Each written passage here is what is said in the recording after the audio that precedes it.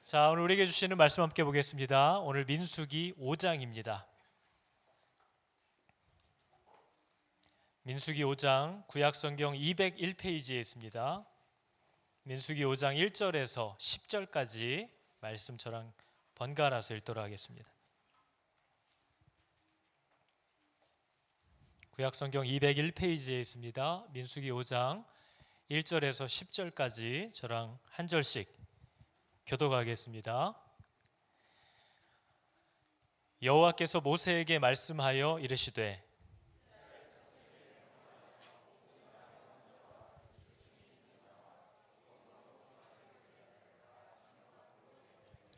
남녀를 막론하고 다 진영 밖으로 내보내어 그들이 진영을 더럽히게 하지 말라. 내가 그 진영 가운데에 거하느니라 하시매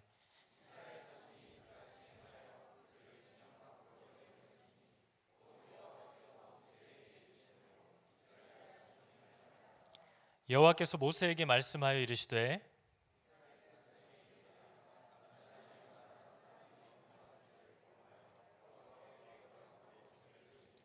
그 지은 죄를 자복하고 그 죄값을 온전히 갚되 5분의 1을 더하여 그가 죄를 지었던 그 사람에게 돌려줄 것이요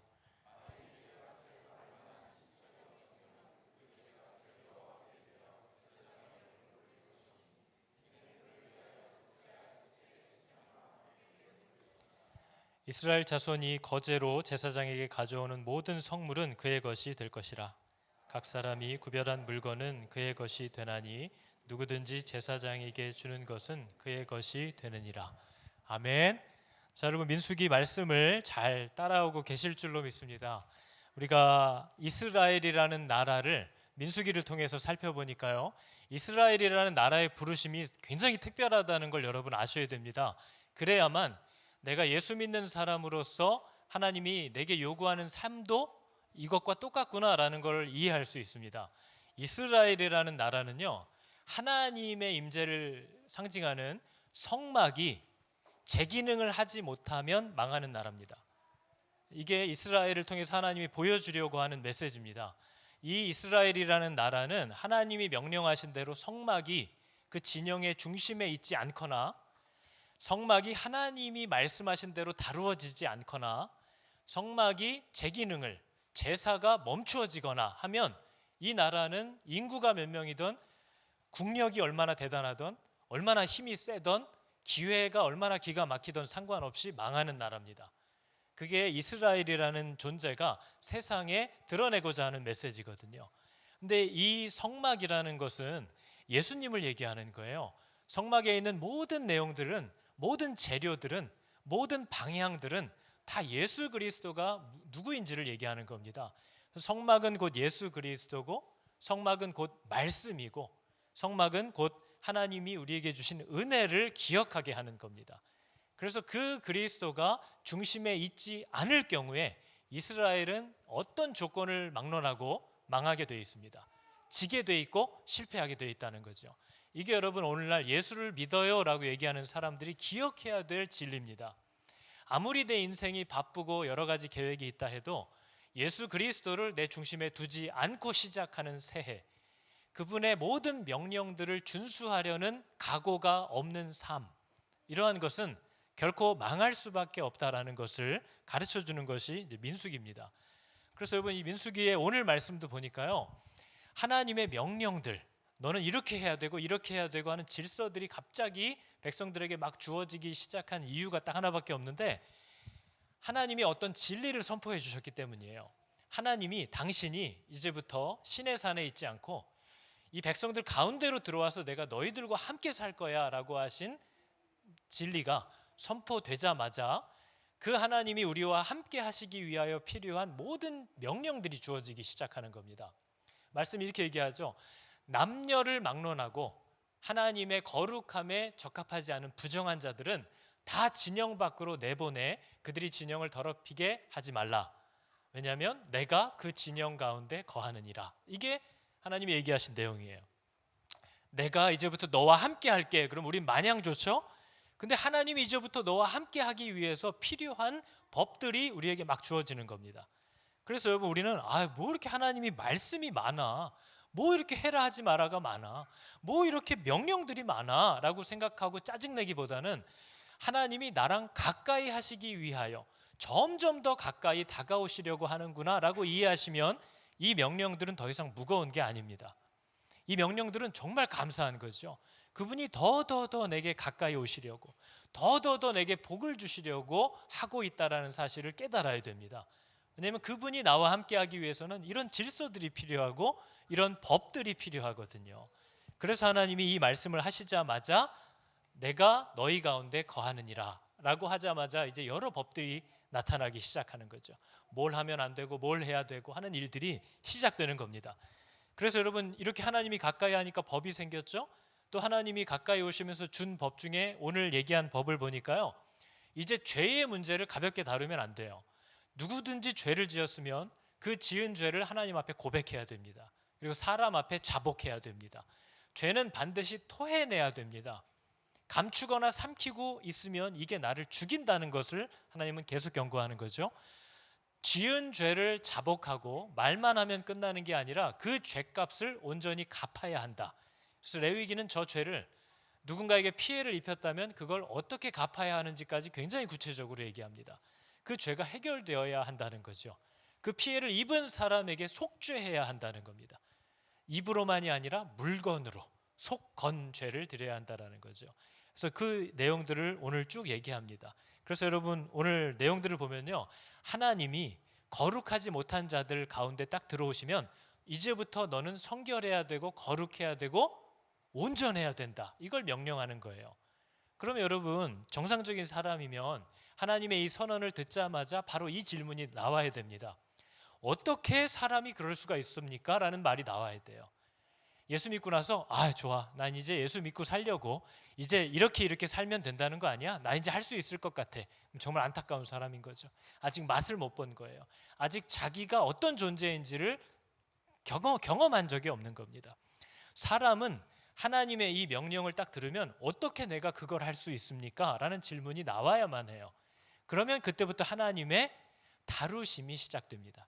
하나님이 어떻게 그게 가능한지, 죄인이 어떻게 하나님의 거룩함의 기준을 맞출 수 있는지에 대한 그 놀라운 비밀, 그 비밀이 뭔지 또 물어보면 또 여러분 어려워지겠죠?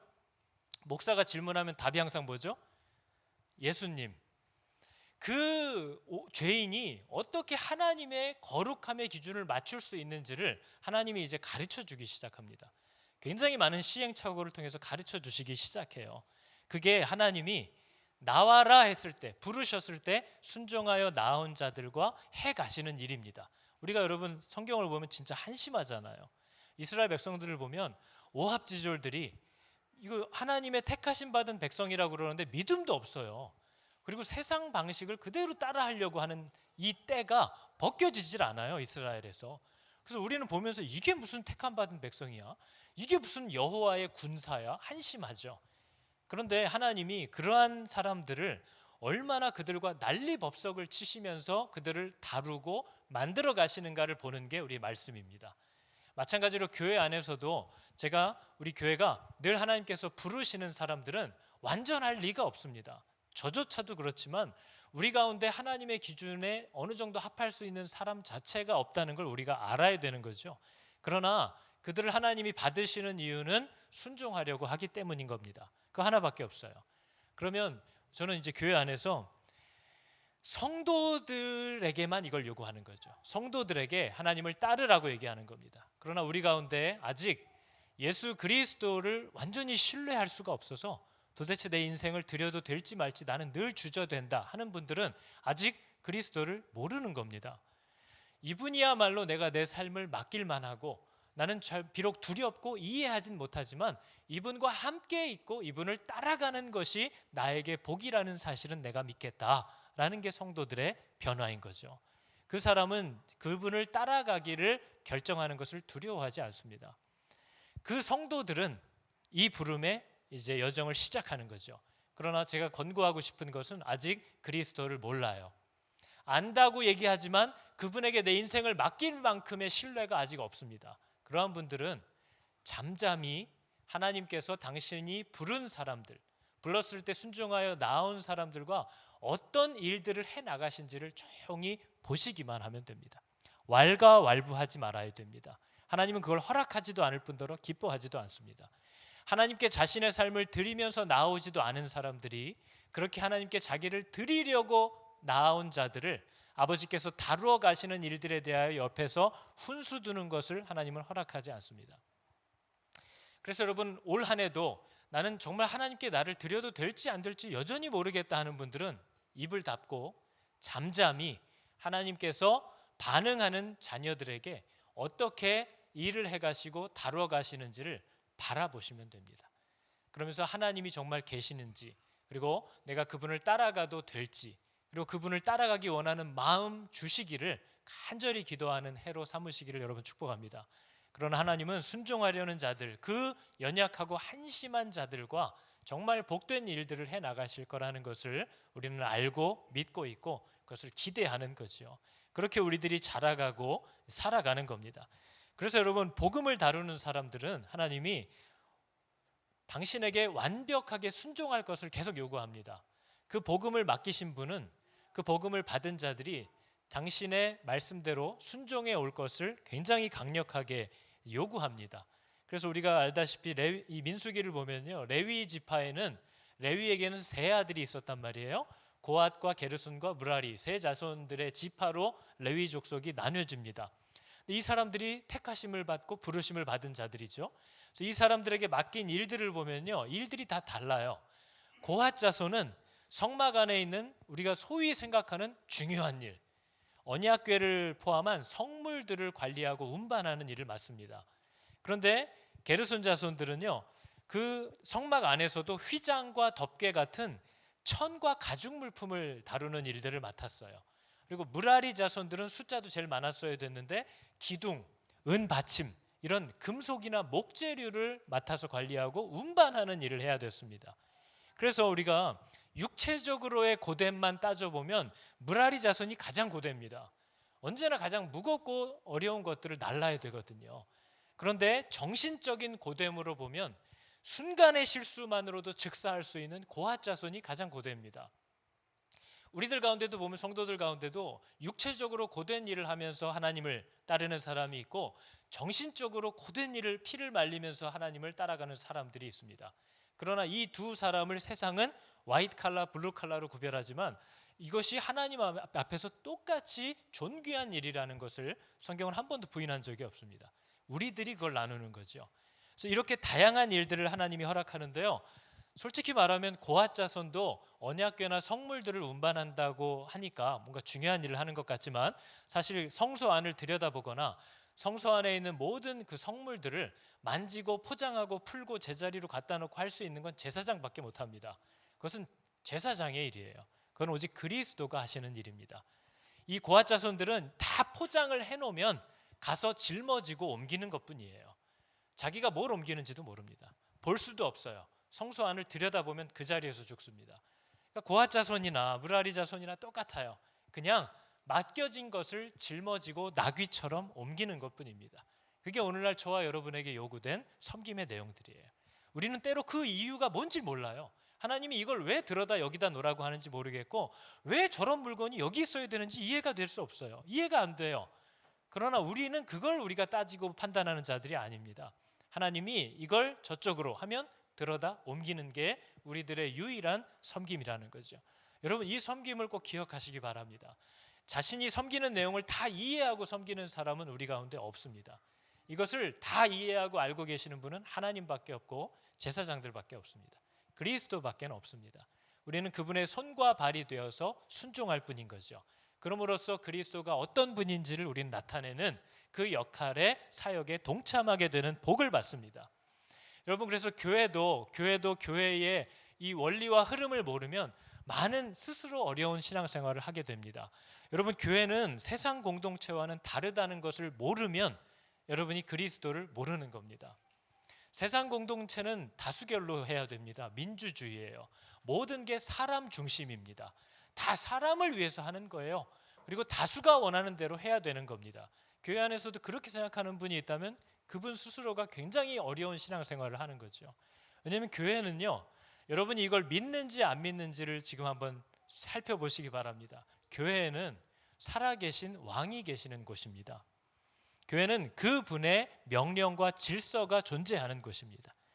그리고 우리는 돌아가신 분의 유언을 보면서 어떻게 해야 될지를 우리끼리 고민하는 사람들이 아니라 지금도 살아계셔서 우리에게 마땅히 해야 될 것을 명령하시는 살아계신 하나님을 모시고 있는 살아있는 공동체입니다. 그래서 하나님은 어제도 오늘도 내일도 살아계신 하나님께서 우리들의 해야 될 일을 친히 인도해 주실 수 있는 그런 살아계신 왕이라는 사실을 여러분은 믿으십니까?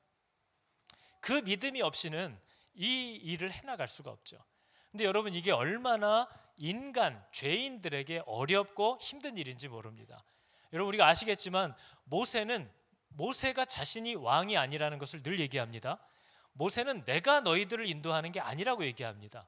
백성들이 너는 왜 우리를 애굽에서 끌어다가 이런 고생을 시키냐 할 때마다 모세가 같이 화냈던 게 뭐예요? 내가 니네를 이끌어냈냐? 하나님이 너희를 불러냈지. 그거 갖고 평생을 싸웠어야 됐어요. 하나님이 이쪽으로 가라 하면 이쪽으로 가야 된다고 얘기를 합니다. 그러면 사람들은 늘 화를 내면서 너는 어찌하여 너를 우리들 가운데 스스로 높여서 왕이 되려고 하느냐 하고 싸우기 시작했어요. 그러나 이 모세는 평생의 종노릇한 사람입니다. 하나님께 묻고 하나님이 지금 뒤에서 애굽 군인이 따라오고 있는데 앞에는 바다로 막혀 있고 양옆은 산이라서 피할 곳도 없어요. 근데 하나님이 그곳으로 백성을 이끌어 가래요. 그럼 모세는 종이니까 그곳으로 사람들을 데려갈 수밖에 없습니다. 그럼 사람들은 너는 왜 우리를 여기로 끌고 왔느냐 갖고 싸우는 거죠. 그게 우리들이 평생에 하는 일입니다. 제가 교회에서도 사역을 하고 목회를 하다 보니까 사람들이 이 부분을 정말 모르는구나 하는 일들을 보게 됩니다. 여러분, 웬만한 담력이 없이는 하나님을 정말 믿는 사람이라면 하나님이 살아계심을 믿으면서도 그분을 조롱하면서 자기가 원하는 대로 자기 방식대로 일들을 이끌어 나갈 만한 담력이 있다면 그건 대단한 담력입니다. 정말 예수를 믿는 사람은 그러한 일을 하기가 쉽지 않죠. 그래서 교회 안에서 사람들을 부르고 세우는 일도 하나님이 그 사람들을 계속해서 다룹니다. 그래서 그 사람이 기대하지 못했던 일들을 계속 만나게 합니다. 그럴 때마다 우리는 내 안에 있는 본성이 터져나오기 시작하는 거죠. 그래서 목사의 가장 큰 직무는 사람들을 부르고 사람들을 세우는 일입니다. 그게 교회의 사역이죠. 그래서 바른 말씀을 선포하는 것이 목사의 일이고 온전한 말씀이 선포될 때에 그 말씀에 반응하는 사람들을 살펴서 세우는 일들을 하는 겁니다. 교회에 오신 지 몇 년이 되셨는지, 얼마나 일하셨는지 이걸 가지고 다수결로 세우는 것이 아닙니다. 그러나 그렇게 오해하는 분들이 생각보다 너무나 많다는 거죠. 그래서 우리들은 교회에서 사람들을 세울 때 사람들의 후보들, 저 사람들이 정말 그리스도께 헌신된 하나님이 부르시는 사람들이다라는 후보들을 세울 때 당회가 추천하게 되어 있습니다. 다수결로 여러분들의 의견을 묻는 게 아닙니다. 여러분들은 서로 많이 모르잖아요. 목회자들의 일들은, 장로들의 일은 교회 안에서 함께 말씀으로 배우고 가르치고 일들을 해나가면서 누가 하나님의 사람으로 세워지고 부르고 하나님이 부르고 있는지를 살피는 겁니다. 그리고 그 사람들을 추천하는 거죠. 그래서 당회가 아직 장로가 세워지지 않은 그런 우리와 교회 같은 곳들은 그 일들을 목사가 하게 되어 있습니다. 그럼 우리는 당장 저거 목사가 지 원하는 사람, 지 편하는 사람 세우겠네. 그만큼의 신뢰가 없다면 그 교회는 다니지 않는 게 좋죠. 그만큼 목사가 담대할 사람이면 정말 대단한 사람인 거죠. 그러나 두려움으로 하나님이 누구를 부르고 계시는가, 누구를 오라 하시는가, 누가 거기에 합당한 반응을 나타내고 있는가 하는 것들을 우리는 살피고 그 사람들을 부르는 겁니다. 다수결로 되어지는 일들이 아닙니다. 그래서 때로는 모두가 이렇게 하는 게 좋지 않을까 생각할 때 아직 그런 일이 별로 없었지만 혹 하나님이 다르게 명령하신다면 교회의 리더들은 다수의 의견에 따라가는 것이 아니라 그분의 말씀에 따라야만 하는 굉장히 고달픈 사명을 갖게 되는 겁니다. 그게 여러분 우리가 세상에서 겪어야 하는 일들인 거죠. 성도들이 세상에서 겪는 어려움이 바로 그런 겁니다. 세상은 다 괜찮다고 그러는데 하나님이 아니라고 하면 난 아닌 거거든요. 그게 바로 우리들이 당해야 하는 어려움들인 거죠. 그래서 여러분 교회 안에서 우리가 민수기를 보니까요, 하나님은 이미 계획이 있습니다. 하나님이 어떻게 사람들을 구원하고 부를지에 대한 전체 그림을 갖고 계세요. 그래서 그 일을 하시기 위해서 각 사람을 은사대로 부르고 그 사람들에게 일들을 맡깁니다. 여러분, 고핫 자손, 게르손, 므라리 자손들도 자기들이 야 누가 맡을래? 가위바위보 한 게 아니에요. 하나님이 그들에게 일들을 맡깁니다. 그게 은사라는 거죠. 여러분들은 여러분의 은사를 아나요? 이 은사에 대한 것이 얼마나 성도들이 이해하지 못하고 있는 부분인지 몰라요. 여러분들은 은사에 대한 이해가 있습니까? 여러분의 부름이 뭔지 압니까? 하나님이 여러분에게 주신 은사가 어떤 건지 여러분은 말할 수 있나요? 굉장히 어려운 일이에요. 근데 어려운 일만은 아닙니다. 우리가 바울이 고린도서에 보니까요, 이런 얘기를 해요. 형제들아, 나는 너희가 은사가 뭔지에 대하여 모르기를 원치 않는다. 하나님이 우리에게 주신 신령한 영적인 선물들이 있는데 그게 뭔지를 난 너희들이 꼭 알기를 원한다. 이렇게 얘기를 하는 거죠. 왜냐하면 우리 가운데 은사를 오해하는 사람들이 너무 많거든요. 그래서 너는 기둥을 날라라 그러면 내 은사는 성물을 담당하는 게 내 은사인데 왜 나더러 기둥 따위를 옮기라고 하는 거야? 하고 분쟁하기 시작합니다. 그래서 자기의 부름을 아는 건 되게 중요합니다. 자기의 은사를 발견하는 건 되게 중요해요. 그리고 은사를 보면 많은 성도들이 은사를 어떤 초월적인 것, 초능력 같이 생각하는 사람들이 있습니다. 그래서 저 사람 좋겠다. 어떻게 저런 은사가 있을까? 저런 달란트가 있을까? 하고 막 부러워하는 거죠. 나는 은사가 없어. 이렇게 얘기하는 사람들도 너무 많이 봤습니다. 여러분 가운데 은사가 없는 사람은 단 한 사람도 없습니다. 모든 사람에게 하나님이 은사를 줍니다. 그러나 우리는 초능력 같은 거에만 초점을 두니까 내가 가진 게 없는 것 같은 거죠. 근데 여러분, 은사를 보면요, 우리의 오해 가운데 또 하나는 그 은사가 그 사람의 영적 수준인 줄로 아는 겁니다. 그래서 굉장히 말씀에 탁월하거나 말을 잘하거나 예언을 하거나 그러면 이 사람은 정말 영적으로 굉장한 경지에 있구나 착각하면서 그 사람을 신봉하는 일들이 교회 안에 지금도 많습니다. 누군가가 잘 가르친다는 이유로, 누군가가 예언을 한다는 이유로 그 사람을 완전히 신봉하고 따라가기 시작하는 거죠. 하나님이 저 사람이 오죽 괜찮았으면 저런 은사를 주셨을까, 이런 말도 안 되는 소리도 합니다. 그러나 은사는 그런 종류의 것이 아니라는 걸 성경은 계속 우리에게 가르쳐 주는 거죠. 여러분, 은사는 그런 능력이 아닙니다. 정말 어린아이 같은 사람에게도 하나님이 예언의 은사를 줄 수 있습니다. 그럼 그 은사가 정말 어린아이 같이 쓰여지는 거죠. 고린도전서 12장과 로마서 12장을 보면 은사에 대해서 얘기하고 있거든요. 근데 고린도전서 12장은 딱 보면 진짜 뭔가 은사 같아요. 슈퍼파워 같아요. 예언하는 것과 막 나와요. 근데 로마서에 나와 있는 은사를 보면 굉장히 서민적입니다. 이것도 은사야? 할 정도의 은사들이 나열되어 있어요. 근데 여러분, 그 은사의 이해가 고린도 교회는 문제가 내가 최고야 라고 하는 사람들끼리 지금 싸우고 있거든요. 내가 이런 은사가 있어, 저 사람은 저런 은사가 있어, 야야 이 사람을 따라가야 돼 하고 누가 크냐, 이걸 갖고 싸우고 있는 교회가 고린도 교회예요. 그래서 그들이 소위 자랑하는 슈퍼파워 같은 은사들을 바울이 쭉 얘기한 다음에 그 다음 13정에 네가 천사의 말을 할지라도 산을 옮긴 믿음이 있을지라도 뭐가 없으면 꽝이라고요? 사랑이 없으면 아무것도 아니다, 이 얘기를 하려고 기록된 은사의 항목들이에요. 근데 로마서는 다릅니다. 로마서는 이 복음에 대한 내용을 전하면서 나왔던 내용인데 로마서에 나온 복음의 내용들, 은사의 설명은 다음과 같아요. 여러분, 이걸 잘 이해하셔야 됩니다.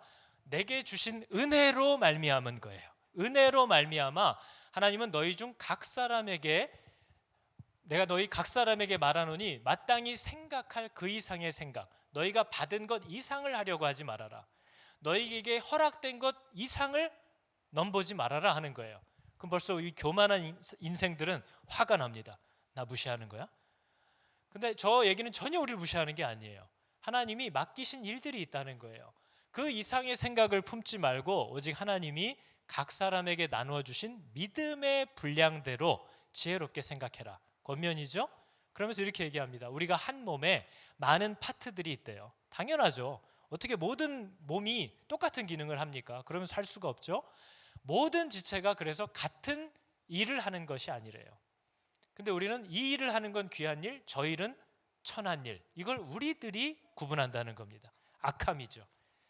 이와 같이 우리 많은 사람이 그리스도 안에서, 그분의 머리 안에서 하나의 몸이 되었고 서로 다른 파트들이 되었느니라, 이걸 얘기하는 겁니다. 귀하지 않은 게 하나도 없다는 거예요. 역할에 크고 작음이 없다는 거예요. 다 그 사람을 위해서 존재하는 파트들인 거죠. 어떤 것 하나도 없으면 여러분 불편해서 살 수가 없습니다. 그래서 이렇게 권면합니다. 우리에게 주신 은혜대로 받은 은사가 각각 다르니 혹 예언이면 믿음의 분수대로 하래요. 여러분, 예언이면 대단한 것 같죠? 제가 예언 하나 해드릴까요? 여러분, 먼저 그 나라와 의를 구하십시오. 그러면 그분이 여러분의 모든 필요를 다 채워주실 것입니다. 예언입니다. 그러나 이 예언을 믿지 못하면 받지 못합니다. 예언은 믿음의 분수대로만 받을 수 있어요. 뭘 먹을까? 뭘 입을까? 뭘 마실까? 염려하지 말아라. 하늘에 계신 아버지께서 너희 쓸 것을 다 아시느니라. 예언이 주어졌죠? 믿지 못하면 못 받아요. 우리는 하나님의 예언을 굉장히 많이 알고 있고 받고 있고 선포할 수도 있는데 믿음이 없어서 사용을 못합니다. 믿음이 없어서 쓸 수가 없어요. 괜히 이런 얘기했다 저 사람 또 다음 주에 밥 굶으면 나만 욕먹지. 믿음이 없어요. 그 말을 전달할 수도 없는 거죠. 예언이면 믿음의 분수대로 해야 되는 거예요. 섬기는 일이면 섬기는 일, 섬기는 것이 은사입니다, 여러분. 가르치는 것도 은사예요. 위로하는 사람이 있습니다. 위로하는 것도 은사예요.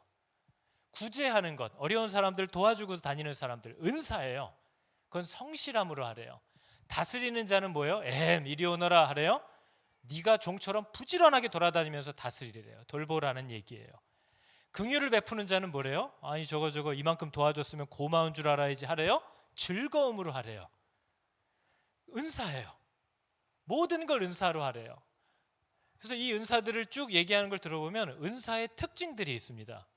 은사의 특징은 구원을 받은 사람들, 교회들을 견고하게 세우게 하는 게 은사입니다. 그걸 무너뜨리는 게 아니에요. 그래서 여러분, 은사의 종류가 얼마나 많으냐면요, 바울이 이것도 은사라고 얘기해요. 나는 모든 사람이 나 같기를 원한다. 그죠? 무슨 은사일까요? 저게 고린도전서 7장에 독신의 은사 얘기하는 겁니다. 야, 나는 진짜 예수 그리스도를 위하여 살고 싶은 마음이 있는 사람이라면 내 은사를 권한다. 결혼하지 말고 혼자 살면서 그리스도를 위하여 전념하는 이것이, 나는 너희들도 다 이렇게 살았으면 좋겠다. 그러나 각각 하나님께 받은 자기 은사가 있으니 하나는 이렇고 하나는 저렇다. 바울도 자기 생각이 있어요. 근데 그게 다 맞는 건 아니라는 거죠. 여러분, 독신이 은사입니다. 나는 다른 사람이랑 한 침대에서 자면 잠을 설쳐서, 이건 은사가 아니에요. 그건 이기적인 거. 그거는 이기적인 거죠. 은사는 그리스도를 위하여 이렇게 하는 게 최고겠다라고 하는 마음이 은사입니다. 그래서 나는 정말 하나님만을 위하여 살고 싶어서 혼자 살기를 원하는 게 은사지, 두루두루 만나보고 싶어서 이런 건 은사가 아닙니다. 그리스도를 위한 거예요. 결혼도 마찬가지예요. 결혼도 은사입니다.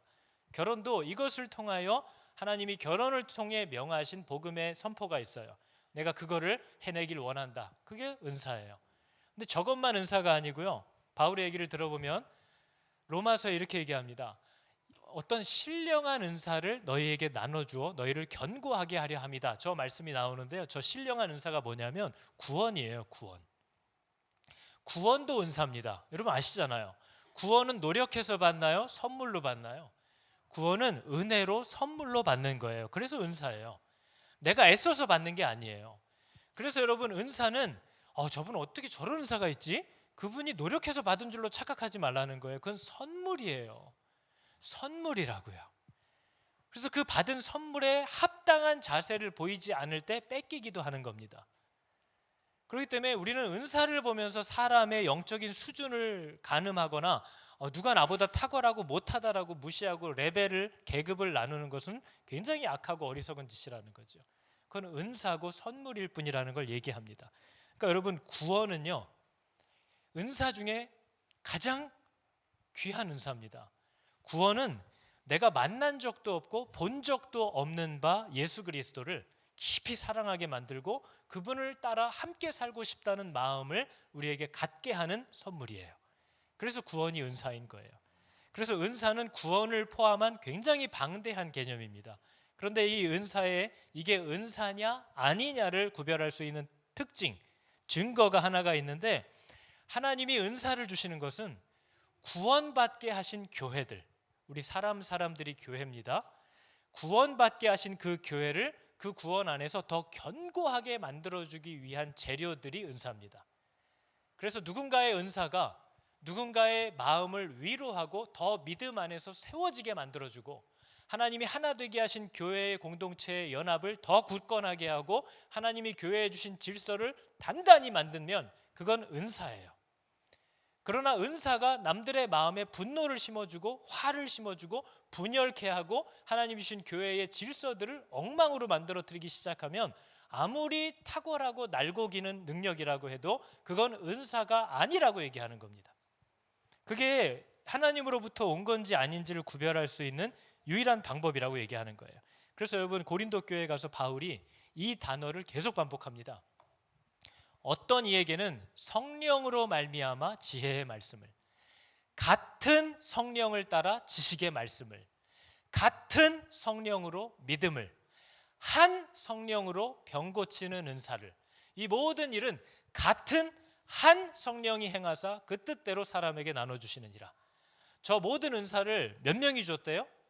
한 분이 주셨대요. 그죠? 한 분이 그거를 주는 거다. 그렇기 때문에 교회를 세우신 저분이, 그 같은 성령이 교회를 견고하게 구원으로 세워놓으신 그분이 그 교회를 허무는 은사를 주시지 않는다라는 얘기를 하는 겁니다. 아니, 정신 나갔다고 저분이 자기가 집을 다 지어놓고 그 집을 부실 수 있는 걸 갖다 주겠냐? 그 집을 더 견고히 만들 수 있고 허물어지는 집도 다시 붙들어매서 세울 수 있는 은사를 교회들에게 주시지, 누가 그거를 자기가 세우고 자기가 허물려고 은사를 주겠냐? 그러니까 바울의 결론은 뭐예요? 니네들의 능력이 얼마나 탁월하고 대단하느냐는 하나도 중요하지 않다. 지금 너희들 때문에 고린도 교회가 휘청휘청하는 걸 보니까 니네는 다 가짜야, 얘기를 하는 거예요. 너희는 다 회개해야 돼. 하나도 하나님이 기뻐하시는 능력이 없다. 그 얘기를 고린도 교회에 바울이 하는 겁니다. 그래서 바울이 고린도 교회에요, 3장에 보면 너희들은 되게 스스로를 뽐내고 영적인 사람들이라고 자부하지만 너희들은 육신의 사람들이고 어린애 같은 자들이다, 이렇게 책망하는 겁니다. 그 근거가 정확히 나와요. 내가 너희들은 신령한 자들 대하는 것처럼 대할 수가 없어서 어린애들 대하듯이 내가 너희들을 대한다. 너희는 육신에 속한 자로다. 이유가 뭐예요? 너희 가운데 뭐가 있대요? 시기가 있대요. 분쟁이 있대요. 어찌 육신을 따라 사는 사람이 아니겠느냐. 여러분, 우리 교회만이 아니죠. 모든 성도들에게, 교회들에는 시기하는 사람들이 있습니다. 다른 시기가 아니에요. 누가 잘하면 시기합니다. 누가 인정받으면 시기해요. 누가 하나님께 더 열심을 내면서 순종하면 그걸 시기합니다. 그러면서 자기가 그걸 마냥 시기할 수는 없으니까 거룩함으로 포장하려고 하죠. 아니, 목사님이 이런 일들을 교회에서 왜 하는 겁니까? 이런 일들을 불편해하는 어떤 사람도 있습니다 하면서 그 사람이 섬기는 걸 못하게 하려고 만들어요. 그 얼마나 악한 일입니까? 저와 여러분 가운데 혹시 시기하는 마음이 마음속에 있어서 불편한 분들이 있으면 정말 위험한 것을 알아야 됩니다. 회개해야 됩니다. 바울은요, 자기가 감옥에 갇혔을 때 바울을 그렇게 시기했던 그리스도인 형제들이 있었거든요. 그들도 교사들이에요. 근데 바울이 워낙에 탁월하니까 시기하고 맨날 모함하는 겁니다. 그러다 바울이 감옥에 갇혔다는 소식을 듣고 그들이 너무 신이 나가지고 이때가 우리의 명예를 회복할 때다 해서 그 전에 없었던 열심을 가지고 사람들에게 복음을 전하기 시작했다는 거예요. 바울보다 자기들이 더 탁월하다는 걸 드러내려고. 그럼 여러분 너무 화가 나겠죠? 근데 바울이 뭐라고 했죠? 내가 전파하나, 그런 애들이 전파하나, 전파되는 것은 그리스도니 내가 기뻐하고 기뻐하리라. 그게 영에 속한 사람들이 나타내는 반응입니다. 여러분, 교회에서 제가 강도사님이나 전도사님이 더 설교를 잘하면 막 시기해요. 그럼 어떻게 느껴지세요? 해도 되는 거죠? 윤강이 설교를 하는데 저 집사님이 아멘 했어, 분명히. 근데 오늘 안 해. 딱 찍었어. 있을 수 없는 일이다. 저런 악한 일이 교회 안에, 그죠? 강도사님이나 다른 부교역자들이 더 은혜의 어떤 열매들을 맺는 걸 보면 담임 목사가 시기를 해야겠습니까? 아니면 자기의 부름받은 그 일들이 이렇게 주변에서도 힘있게 나타나는 걸 보면서 기쁨의 마음을 같이 해야 여러분이 보시기에 옳아 보입니까? 지역 교회 중에 어떤 교회가 정말 많은 사람들이 모이기 시작하고 많은 은혜가 있다더라. 그러면 그걸 시기해야 됩니까? 같이 기뻐해야 됩니까? 교회 안에서 어떤 형제가 하나님을 알아가려고 말씀 가운데 부단히 애쓰고 예배드리려고 애쓰고 뭐 아기가 있어도 막 가정이 어려워도 어떻게든 말씀 앞에 서보려고 애를 쓰려고 하면 진짜 저 인간 때문에 내가 변명할 게 없어져. 그럼 막 같이 시기를 해야 되는 겁니까? 아니면 정말 귀하다 세워주면서 자기도 같이 열심을 내야 되는 겁니까? 시기와 분쟁이 있다라는 것은 그 사람이 영에 속하지 않았다는 것을 드러낸다는 겁니다. 그래서 여러분, 교회 안에서 누군가가 말씀 위에 세워지거나 하나님께 순종하려고 하거나 연약하고 부족하고 실수하지만 하나님의 뜻대로 해보려고 할 때 그거를 시기하거나 모함을 하거나 분쟁하지 않고 그를 위해서 함께 기도하고 보태줄 수 있는, 도움이 있는지를 살필 수 있는 그런 성숙한 성도들 되시기를 여러분 축복합니다.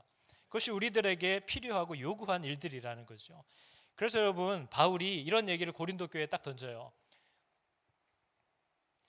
너희는 더욱 큰 은사를 사모해라.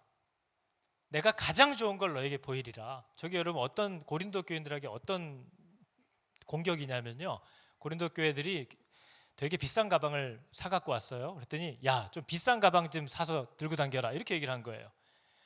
은사가 대단하다고 한 사람들한테 더 큰 은사를 좀 사모해라, 이렇게 얘기를 하는 거예요. 고린도 교회에서 얘기한 더 큰 은사가 뭘까요? 우리가 읽어본 바로 의하면 사랑이잖아요. 근데 그것은 고린도 교회를 세우기에 가장 필요로 하는 은사라는 뜻입니다. 사랑이. 그 고린도 교회를 세우기에는 지금 사랑이 없어서 문제이기 때문에 사랑이 가장 큰 은사가 되는 거죠. 근데 어떤 교회는 가니까 그렇게 사이가 좋아요. 성도들끼리 그렇게 일주일에 5일 6일씩 만나요. 그렇게 낚시하러 다니고 골프하러 다니고 취미생활도 함께하고 만나면 차 마시고 서로의 가정사 다 챙기고 그러면서 살아요. 근데 말씀 앞에 서는 일은 없어요. 자기들끼리 친해요. 그러면 그 교회를 세우기 위한 최고 연사는 뭐죠? 말씀일 수 있겠죠. 그 교회에 필요한 은사가 제일 큰 은사인 겁니다. 그 교회를 회복시키기 위한 은사가 가장 소중한 은사인 거예요. 그래서 바울이 고린도 교회에서 너희는 방언을 하기보다 예언을 하려고 하라라고 말한 것은 방언이 예언보다 못하다는 뜻이 아니에요. 하여튼 이 질서, 이 수직 구조가 죄인들에게선 사라지질 않아가지고요, 우린 고린도서를 읽으면서도 방언의 항목을 바울이 얘기한 걸 쭉 읽으면서 거봐 제일 먼저 나온 게 제일 높은 은사인 거예요. 맨 마지막에 얘기한 게 제일 낮은 은사인 거예요. 하필 방언을 맨 마지막에 얘기했네. 그러니까 제일 낮은 은사. 근데 바울이 그렇게 얘기했던 건요, 고린도 교회의 문제는 소통이 안 되는 거예요. 소통이 안 되는 거예요. 방언은 소통할 수 없는 은사예요. 소통할 수 없는 은사 말고 소통할 수 있는 은사, 예언을 너희는 더 하려고 해라 라는 의미에서 얘기한 거지, 예언이 높고 방언이 낮다는 뜻이 아닙니다. 너무 소통만 하고 하나님의 말씀 안 들으려고 하는 사람들에게는 또 다르게 말할 수도 있겠죠. 하나님께서 주시는 내용 중에 여러분의 가정을 세우기 위해서 가장 필요한 은사가 무엇인지를 여러분은 기도해야 됩니다. 어떤 가정은 그렇게 사이도 좋고 부모 자식 간에 그냥 주말이면 맨날 놀러 다니고 남자친구 여자친구 사귀는 것까지 다 얘기하고, 하여튼 우리 가족은 비밀이 없어. 근데 이 가족은 하여튼 예배 말씀은 다 꽝이야. 그럼 이 가정을 세우기 위해 필요한 은사는 말씀입니다. 어떤 가정은 진짜 말씀 너 큐티했어? 너 암송했어? 근데 사랑이 이만큼도 없어. 애들이 하여튼 내가 커서 스스로 운전할 때까지만 기다려. 내가 하여튼 운전대만 잡으면 엄마 아빠하고는 딴 교회다. 그 교회는 뭐가 필요한 거예요? 사랑이 필요한 거고, 인내가 필요한 거고, 용서가 필요한 거죠. 우리 교회도 어떤 은사가 가장 필요한 은사일까를 우리가 살피는 겁니다. 그리고 각자가 생각하는 대로 중구난방으로 이거야 저거야 하고 싸우면 딱 요짝이 나는 거죠. 그죠? 나는 아볼로에게라, 나는 바울에게라. 저러다가 또 혼났거든요. 근데 바울도 아볼로도 다 누구예요? 바울이 심었고 아볼로는 물을 줬대요. 근데 바울이 물어보죠. 내가 심었어도 하나님이 자라게 안 하시면 무슨 소용이야? 아볼로가 물을 줬어도 하나님이 안 자라게 하시면 무슨 의미냐? 나는 심고 아볼로는 물을 줬지만 이 두 사람을 다 사용하셔서 자라게 하시는 분은 하나님. 고린도 교회는 언제나 하나님밖에 없었다. 바울이 뭐고 아볼로가 뭐고 누가 뭐냐, 이 얘기를 하는 거죠. 어리석음에 대해서 얘기하는 거예요. 비교에 대해서. 누가 잘났느냐에 대해서, 누가 탁월하냐에 대해서 얘기하는 것들. 근데 누가 여러분 앞에 세워지든지 간에, 하늘그림교회에 제가 처음 1대 목사였다가 저 이후에 다른 목사가 와도 교회에 문제가 생긴 게 아니라 이 교회를 운영하시고 다스리시는 분은 시작부터 지금까지도 계속해서 하나님입니다. 우리 무슨 강도사님이었는데 또 다른 강도사님이 오고 다른 전도사님이 오고, 이러니까 이거 도저히 신앙생활을 할 수가 없다? 어리석은 거죠. 교만한 거죠. 하나님이 그 사람도 보내고 이 사람도 보내고 하나님이 다스리시고 자라게 하시는 분입니다. 그걸 우리가 판단하는 것들이 아니라는 거죠. 이 부분을 계속 얘기해요. 저와 여러분은 은사의 기능을 다 이해하지 못합니다. 저와 여러분은 하나님이 우리에게 왜 이런 일들을 명하시는지 절대 이해할 수 없어요. 그러나 그 하나님이 신뢰할 만한 분이라는 걸 알게 되었기 때문에 나의 은사를 따라, 나의 부르심을 따라 그분이 내게 명하시는 것에 순종하는 것이 나의 기쁨이 된 사람이 성도인 거예요. 그러한 사람은 다른 사람과 비교하지 않습니다. 하나님, 저 요한은 나중에 어떻게 되나요? 베드로에게 뭐라고 했죠? 너나 잘해라. 너 할 거나 해라. 요한을 내가 이렇게 하든 저렇게 하든 너랑 무슨 상관이냐. 너에게 맡긴 것만 해라 하는 거죠. 여러분, 그게 겸손이고 그게 신앙입니다. 그게 하나님을 사랑하는 거죠. 계속해서 재직들을 부르는 것도요, 여러분, 우리들의 은사들이 다 달라요. 근데 하나님이 여러분들을 부르시는 거지 담임 목사가 부르는 게 아닙니다. 교회에 일손이 많이 필요한데 이거 일 시킬 애들이 없어가지고 지금 사람들 모집하는 것도 아닙니다. 지금 사역자들에게도 늘 강조하는 거, 일을 만들지 말라는 거죠. 우리끼리 다 해도 됩니다. 여기 여러분 차 들어올 때 주차 안내 안 해드리면 차를 못 세우실까요? 주차 안내가 없으면 섬겨주시니까 편리하지만 없어도 다 해요. 와서 의자 못 놓으면 예배를 못 드릴까요? 자기들이 불편하면 이렇게 고쳐 앉겠죠. 더우면 자기가 답답해서 창문을 열겠죠. 중요하지 않아요. 더 잘 섬길 수 있을까를 고민하면서 하는 일들이지 없어서 안 되는 일은 없습니다. 그러나 우리가 해야 될 일은 하나밖에 없어요. 재직들을 부르면 일을 시키려는 게 아니고요. 여러분이 정말 여러분을 그리스도께 드리는 사람이라면 말씀 앞에 서는 것과 이 철저한 예배자로 여러분을 훈련하는 것과 여러분에게 주신 시간과 물질을 그분의 뜻대로 가정에서, 교회에서, 세상에서 살아가는 훈련을 받게 하려고 부르는 겁니다. 그래야만 교회에서 강제적으로 명하고, 그러지 않을 때 제재를 할 수 있으니까. 그러나 재직이 아니라 그냥 등록 성도로 교회 출석만 하시는 분에게 제가 뭐라고 얘기할 수 있는 건 없습니다. 잘 다녀보시면서 혹 하나님이 계신지, 그리고 그분에게 여러분을 드리고 싶은 그런 마음이 생길 때가 오는지, 그런 은혜를 받으시기를 원합니다 하는 것까지입니다. 그러나 일꾼들은 그분의 부르심에 반응하는 법을 훈련해야죠. 거기에 자신을 드리기 시작해야죠. 그래서 부르는 거죠. 그래서 여러분, 우리 중에는 진짜 우리 교회도 은사들이 많잖아요. 이번에도 청년부 예배 드릴 때 보니까 청년들이 이렇게 많이 모여서 얘기를 하면 서먹서먹해 할 때가 있잖아요. 근데 그럴 때 꼭 자기가 망가지는 애들이 있어요. 엉뚱한 얘기를 하고 이상한 행동을 하고 하니까 쟤 뭐야? 그러면서 갑자기 걔만 빼고 다 친해집니다. 쟤는 왜 저러는 거야? 막 이러면서, 근데 걔가 그것 때문에 기분 나빠하지도 않아요. 그렇게 여기저기 휘저어서 사람들에게 편을 딱 만들어주고 자기도 깔깔대면서 같이 들어와요. 굉장한 은사 아닙니까? 그런 은사가 필요한 거죠. 어떤 사람은요, 막 가르치는 은사도 있고 되게 탁월해요. 근데 그 사람만 있으면 그렇게 힘이 들어요. 그 사람만 있으면 그렇게 마음이 상해요. 그런 사람만 있으면 교회의 질서가 계속 흔들흔들거려요. 그거는 은사가 아니라는 거예요. 그거는 전혀 은사가 아닙니다. 하나님은 구원으로 견고하게 세운 당신의 집들이 무너지거나 흐트러지지 않게 하는 데 도움을 주려고 은사를 줍니다. 그래서 그것에 도움이 되지 않는 모든 능력들을 우리는 보면서 두려워하거나 추앙할 이유가 없다는 거죠. 저것은 굉장히 악한 것이고 위험한 것이라는 걸 분별할 수 있어야 됩니다. 여러분, 우리가 오늘 찬양이 내 삶의 이유라라는 찬양인데요, 여러분의 삶의 이유가 뭔가 하는 거죠.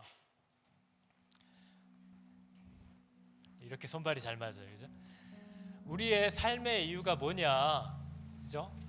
예수는 내 힘이요, 예수가 내 기쁨이요, 예수가 내 소망이라. 그 이름 안에 있는 생명이 내가 살아가는 이유다 얘기할 수 있는 사람은요, 여러분 정말 힘 있는 삶을 삽니다.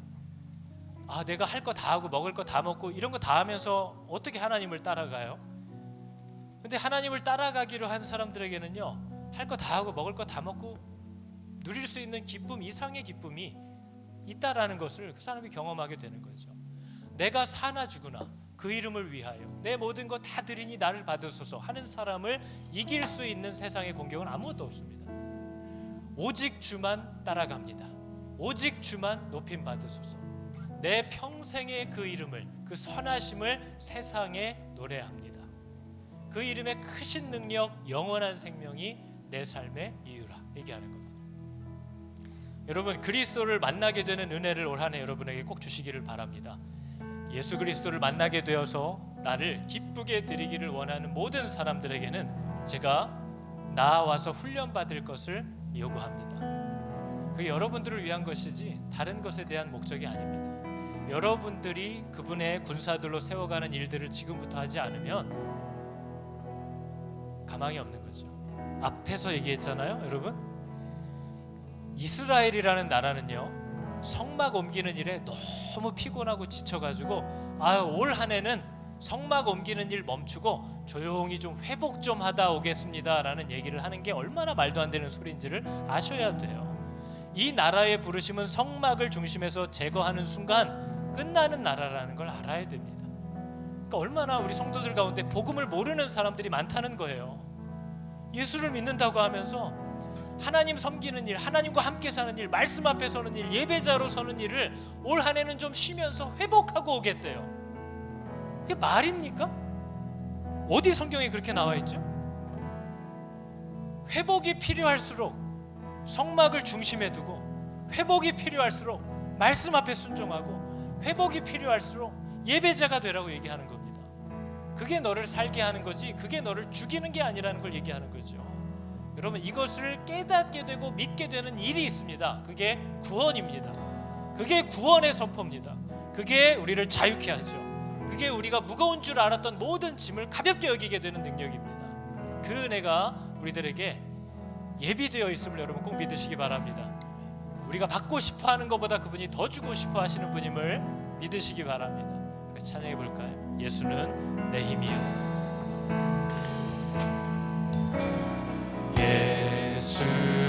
예수는 내 힘이요, 나의 기쁨, 나의 기쁨, 내 참 소망, 그 이름의 생명이 내 삶의 힘. 다시 한번 할까요? 예수는 내 힘이요,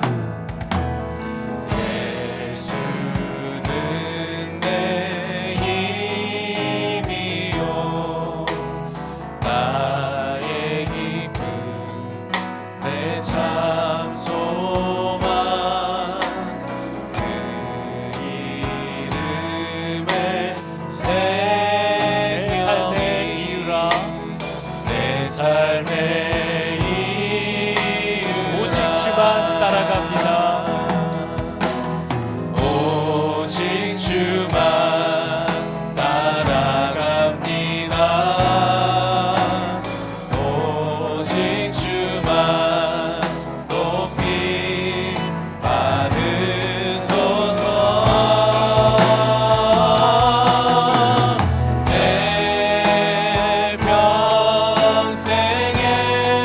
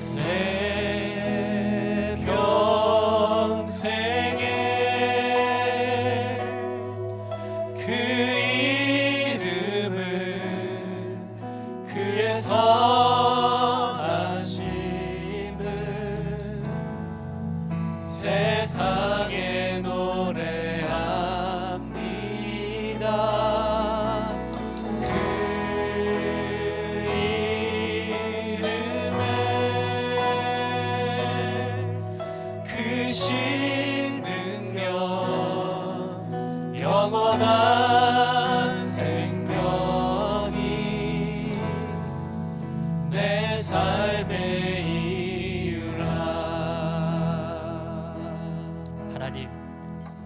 하나님 저의 삶을 돌아볼 때 제 인생은 성막을 옮기고 나르고 하는 그 일 때문에 사실 너무 고단합니다.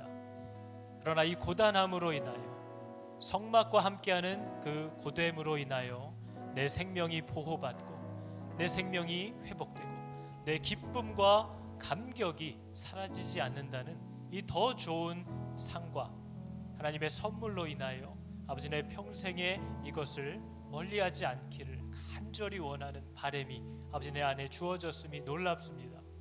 내 삶은 성막을 옮기고 이동하는 것으로 늘 고단하지만 그것으로 인하여 말할 수 없는 복을 누리고 또 기대하는 아버지 그 복된 인생이 되었음을 감사합니다.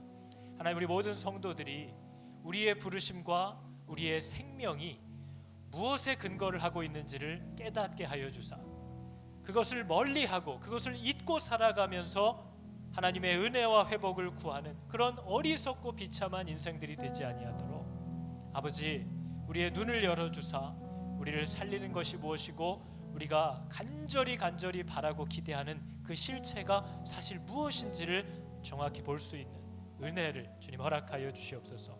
하나님께서 나를 부르셨으므로 그리스도 예수의 다시 오시는 날까지 나를 향한 하나님의 그 선하신 뜻을 이루고야 마시는 하나님이신 줄을 믿습니다. 내 연약함을 하나님께 의탁하오니 주여 자신 없고 두렵지만 날마다 나를 도와주시고 이끌어주시고 때로 혼내셔서 이 생명에서 이 복에서 멀어지지 아니하도록 하나님 나를 붙잡아 묶어주시옵소서.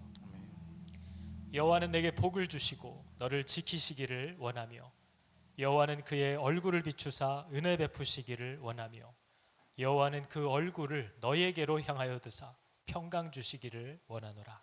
아멘.